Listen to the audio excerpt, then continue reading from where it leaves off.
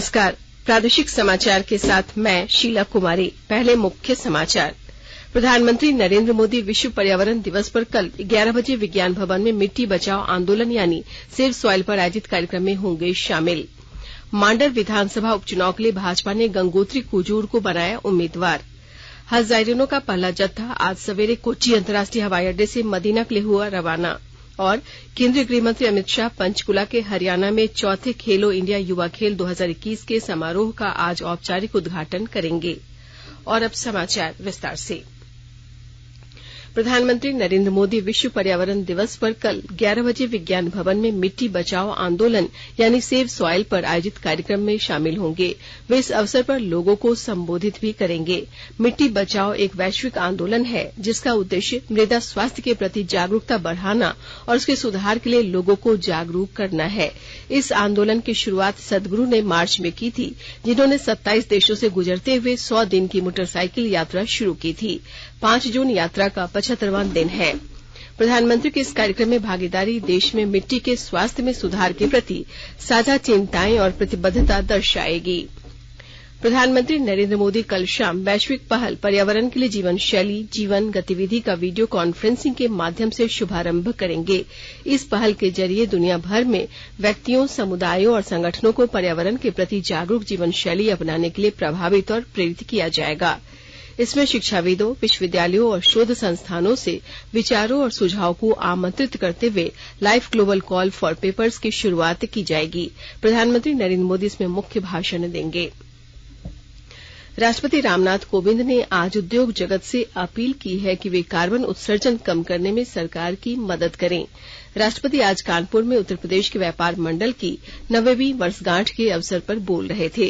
उन्होंने कहा कि कानपुर उद्योगों के लिए मशहूर है, साथ ही प्रदूषण विशेष रूप से गंगा में प्रदूषण के लिए बदनाम भी है। उन्होंने कहा कि सरकार नमामि गंगे परियोजना के अंतर्गत नदी को स्वच्छ बनाने का प्रयास कर रही है। श्री कोविंद ने कहा कि सरकार ने 2030 तक कार्बन उत्सर्जन का स्तर न्यूनतम करने का लक्ष्य निर्धारित किया है। उन्होंने कहा कि इस लक्ष्य को हासिल करने में उद्योग क्षेत्र की मदद जरूरी है। राष्ट्रपति रामनाथ कोविंद हिंदू धार्मिक पुस्तकों के विश्व के सबसे बड़े प्रकाशक गीता प्रेस के शताब्दी समारोह में भाग लेने के लिए उत्तर प्रदेश में गोरखपुर पहुंच गए हैं। शाम को राष्ट्रपति गोरखनाथ मंदिर जाएंगे। मांडर विधानसभा उपचुनाव के लिए भाजपा ने एक बार फिर गंगोत्री कुजूर को उम्मीदवार घोषित किया है। वो पहले भी इस क्षेत्र से विधायक रह चुकी हैं। भाजपा की केंद्रीय चुनाव समिति ने उनके नाम की घोषणा कर दी है। विधानसभा उपचुनाव को लेकर प्रदेश कार्यालय में प्रदेश भाजपा चुनाव समिति की बैठक के बाद संभावित उम्मीदवारों की सूची केंद्रीय चुनाव समिति को भेजी गई थी। गंगोत्री कुजूर ने वर्ष 2014 में पहली बार भाजपा को इस सीट पर जीत दिलाई। फिलहाल गंगोत्री कुजूर भाजपा की प्रदेश उपाध्यक्ष हैं। उधर महागठबंधन ने इस उपचुनाव में कांग्रेस उम्मीदवार शिल्पी नेहा तिर्की को अपना उम्मीदवार बनाया है, जो पूर्व मांडर विधायक बंधु तिर्की की पुत्री हैं। मुख्यमंत्री हेमंत सोरेन 6 जून को देवघर में लाभुकों के बीच पड़ी संपत्तियों का वितरण करेंगे। जिले के केकेएन स्टेडियम में इसकी जोर शोर से तैयारी की जा रही है। वहीं मंदिर कमेटी से जुड़े सदस्यों ने बताया कि इस बार मुख्यमंत्री से मिलकर श्रावणी मेले के भव्य आयोजन पर भी चर्चा की जाएगी। और ब्यौरा दे रहे हैं हमारे देवघर संवाददाता। 2 साल बाद महादेव दरबार में भक्त फिर हाजिरी लगाएंगे। देवघर में इसकी तैयारी शुरू हो चुकी है। इधर इससे पहले 6 जून को मुख्यमंत्री हेमंत सोरेन देवघर आएंगे। दौरे को लेकर केकेएन स्टेडियम में तैयारी जोर शोर से की जा रही है। सीएम यहां परिसंपत्तियों का वितरण करेंगे। लोगों के बीच प्रधानमंत्री आवास, एसएसजी की महिलाएं और मुख्यमंत्री रोजगार सृजन योजना के तहत लोगों में ऋण वितरण करेंगे। श्रावणी मेले की तैयारी पर भी चर्चा होने की संभावना है। आशीष कुमार अम्बस्ट, आकाशवाणी, देवघर। केंद्रीय शिक्षा राज्य मंत्री अन्नपूर्णा देवी का मानना है कि नई शिक्षा नीति 2020 से देश के युवाओं का भविष्य बनेगा और इससे बदलते भारत में दुनिया का सबसे बड़ा कुशल कार्यबल तैयार करने में मदद मिलेगी। इस नीति के तहत वर्ष 2025 तक कम से कम 50% विद्यार्थियों को व्यावसायिक कौशल प्रदान करने का लक्ष्य है। केंद्र में नरेंद्र मोदी सरकार ने पिछले 8 वर्षों में देश के युवाओं के सशक्तिकरण और समग्र विकास के लिए कई कदम उठाए हैं। भारत दुनिया का दूसरा सबसे अधिक आबादी वाला और एक युवा राष्ट्र है। इसकी करीब 65% आबादी 35 वर्ष से कम आयु की है। राज्य के अनुसूचित जाति, अनुसूचित जनजाति, पिछड़ा वर्ग और अल्पसंख्यक समुदाय के प्रतिभाशाली युवाओं को राज्य सरकार तथा ब्रिटिश हाई कमीशन द्वारा शिवनिंग मरांग गोम के जयपाल सिंह मुंडा स्कॉलरशिप प्रदान की जाएगी। इस संबंध में राज्य सरकार और विदेश राष्ट्रमंडल और विकास कार्यालय FCDO ब्रिटिश उच्चायोग नई दिल्ली के साथ 3 साल का साझा MOU किया जाएगा। आकाशवाणी के ताजा तरीन समाचारों के लिए आप हमारी वेबसाइट newsonair.com पर लॉग ऑन कर सकते हैं। ताजा समाचार Twitter handle @AIR news alerts और Facebook page All India Radio news पर भी उपलब्ध है। आप प्रादेशिक समाचार एकांश के ट्विटर हैंडल @AIR News_Ranchi और फेसबुक, इंस्टाग्राम पेज तथा YouTube channel AIR news Ranchi पर भी हमारे बुलेटिन सुन सकते हैं। प्रादेशिक समाचार आप आकाशवाणी रांची से सुन रहे हैं और अब पेश है कोरोना से बचाव के कुछ संदेश।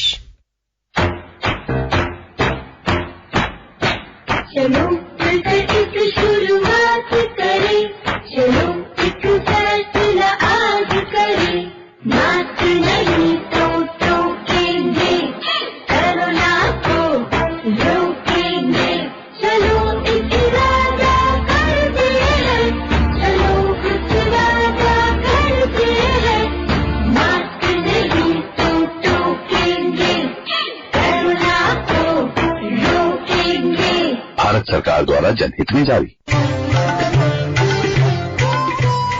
कोविड-19 से बचाव और सुरक्षित रहने के 3 उपाय।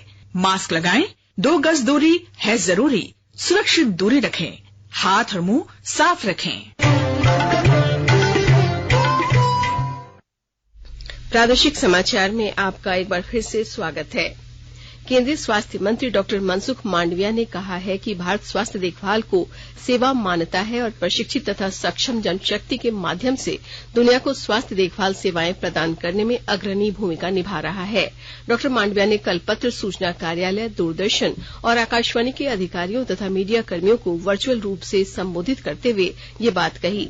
श्री मांडविया ने कहा कि भारत चिकित्सा पर्यटन के माध्यम से न केवल हील इन इंडिया यानी भारत में उपचार उपलब्ध करवा रहा है, बल्कि हील बाय इंडिया के माध्यम से भारतीय चिकित्सक वैश्विक स्तर पर भी सेवा कर रहे हैं। गुमला जिले के उपायुक्त सुशांत गौरव ने जिले में एनीमिया मुक्त भारत अभियान के क्रियान्वयन की समीक्षा की। इसमें उपायुक्त ने एनीमिया मुक्त भारत अभियान के सफल क्रियान्वयन के मद्देनजर सभी ANM, सहिया, सेविका, सहायिकाओं एवं महिला पर्यवेक्षिकाओं को प्रशिक्षण कार्यक्रम आयोजित करने का निर्देश दिया। गुमला जिले को एनीमिया मुक्त बनाने की दिशा में फ्री स्क्रीनिंग एवं पोस्ट स्क्रीनिंग सुनिश्चित करने का निर्देश दिया गया। इस अभियान में 0 से 5 वर्ष के बच्चों को ANM द्वारा आंगनबाड़ी केंद्रों में जाकर प्रतिदिन एनीमिया की जांच सुनिश्चित करने का निर्देश दिया गया। इसके अलावा विशेष रूप से वैसे किशोरियों को भी एनीमिया की जांच करने का निर्देश दिया गया जो स्कूल जाती हैं या फिर जो स्कूल छोड़ चुकी हैं। भारत से हज जायरीनों का पहला जत्था आज सवेरे कोच्चि अंतर्राष्ट्रीय हवाई अड्डे से मदीना के लिए रवाना हुआ।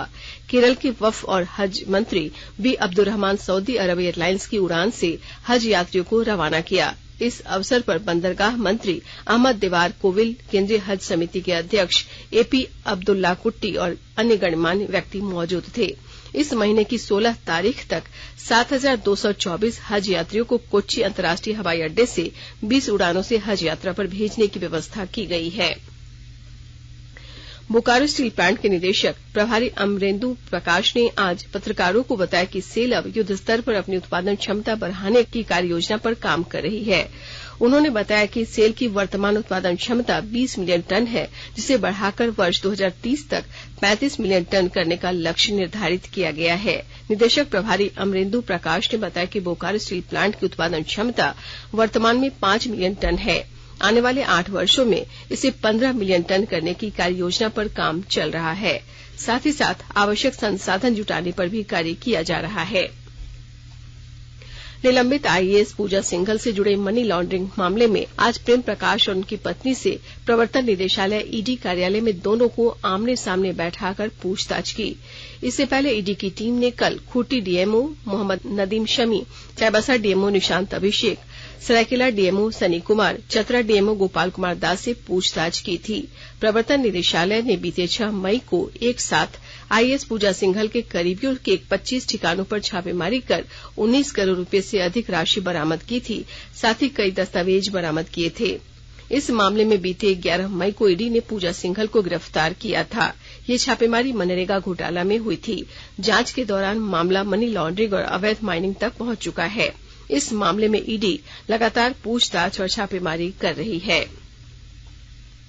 धनबाद जिले में कतरास राजगंज 4 लेन पर गौशाला रेलवे पुल के पास आज लगभग 3 बजे सड़क हादसे में एक महिला की मौत हो गई। रेलवे अंडरपास से होकर गुजरने के दौरान एक बाइक पर सवार मां बेटे ट्रेलर की चपेट में आ गए, जिससे महिला ज्योत्सना देवी की मौके पर ही मौत हो गई, जबकि उसका पुत्र प्रदीप बाल बाल बच गया। हादसे के बाद आक्रोशित लोगों ने पुल के पास सड़क जाम कर दी। हादसे के बाद भाग रहे ट्रेलर को स्थानीय लोगों ने पीछा कर पकड़ा। घटना की जानकारी मिलने पर मौके पर पहुंची पुलिस आक्रोशित लोगों को समझाने का प्रयास कर रही है। आक्रोशित लोग अविलंब मुआवजा दिलाने की मांग पर अड़े हैं। बाघमारा प्रखंड के प्रखंड विकास पदाधिकारी सुनील कुमार, अंचलाधिकारी कमल किशोर सहित क्षेत्र के कई जनप्रतिनिधि मौके पर उपस्थित हैं। पुलिस ने खूंटी शहर में 30 मई को हुए मोहित सिंह हत्याकांड का 5 दिनों के अंदर खुलासा किया है। पुलिस उपाधीक्षक अमित कुमार ने बताया कि उसकी जेब में रखे 4000 रुपए लेने के लिए उसकी हत्या की गई। 29 मई की शाम भंडरा बाजार में मोहित के शराब सेवन करने के दौरान 2 लोगों ने उसे दोस्ती कर ली और बेलाहाथी पुल के पास उसके साथ मारपीट कर गला घोट कर उसकी हत्या कर दी और जेब में पड़े 4000 रुपए और उसका मोबाइल लेकर फरार हो गए। पुलिस उपाधीक्षक अमित कुमार ने बताया कि मृतक मोहित सिंह शराब का आदी था। इसके कारण उसका जीवन बुरी तरह प्रभावित हो गया था। केंद्रीय गृह मंत्री अमित शाह पंचकुला के हरियाणा में चौथे खेलो इंडिया युवा खेल 2021 के समारोह का आज शाम भव्य उद्घाटन करेंगे। इस भव्य खेल महोत्सव के आधिकारिक शुभारंभ पर केंद्रीय युवा मामले और खेल मंत्री अनुराग ठाकुर, हरियाणा के मुख्यमंत्री मनोहर लाल और राज्य के खेल मंत्री संदीप सिंह भी मौजूद रहेंगे। युवा खेल 13 जून तक चलेंगे। 5 स्थानों पंचकुला, अंबाला, शाहबाद, चंडीगढ़ और दिल्ली में 25 खेल स्पर्धाएं आयोजित की जाएंगी। इन खेलों में लगभग 8500 खिलाड़ी भाग लेंगे। खेलो इंडिया युवा खेल में पहली बार सभी राज्य और केंद्र शासित प्रदेश भाग ले रहे हैं। सबसे बड़ा दल मेजबान हरियाणा का है, जिसमें 528 खिलाड़ी शामिल हैं। अंत में मुख्य समाचार एक बार फिर। प्रधानमंत्री नरेंद्र मोदी विश्व पर्यावरण दिवस पर कल 11 बजे विज्ञान भवन में मिट्टी बचाओ आंदोलन यानी सेव सॉइल पर आयोजित कार्यक्रम में होंगे शामिल। मांडर विधानसभा उपचुनाव के लिए भाजपा ने गंगोत्री कुजूर को बनाया उम्मीदवार। हज जायरीनों का पहला जत्था आज सवेरे कोच्चि अंतर्राष्ट्रीय हवाई अड्डे से मदीना के लिए हुआ रवाना। और केंद्रीय गृह मंत्री अमित शाह पंचकुला के हरियाणा में चौथे खेलो इंडिया युवा खेल 2021 के समारोह का आज औपचारिक उद्घाटन करेंगे। इसके साथ ही आकाशवाणी रांची से प्रादेशिक समाचार का ये बुलेटिन समाप्त हुआ। नमस्कार।